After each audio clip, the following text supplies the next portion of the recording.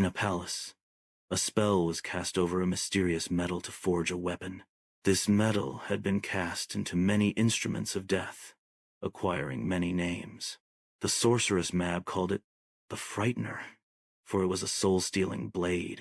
She gathered the cruelest men to battle to the death in order to be worthy of wielding it. After much bloodshed and countless slain combatants, only 2 remained. Bhaskar the Brutal, a man with a heart as dark as midnight and a thirst to see the world burn. Grimhold the Grave, a slave trader that took pleasure in grinding men's hopes to dust. They had to face their worst fear and overcome it, or have their soul taken by the sword. Mab beckoned them to enter the chamber where the sword was kept, if they dared.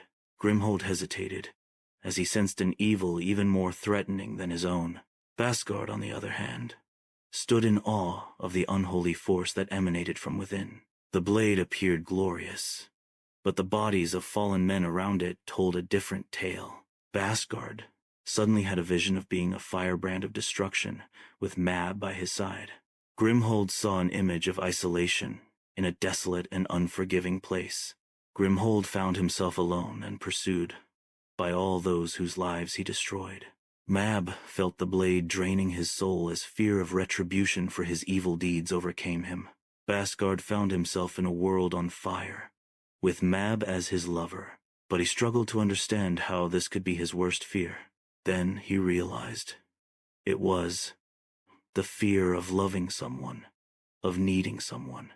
Just as he was succumbing to his fear, Bhaskar discovered the key, the very key that would make him the master of the blade. He would indeed be the vessel the sword used to take souls, and send them into the Undergloom to become Infernal Warriors.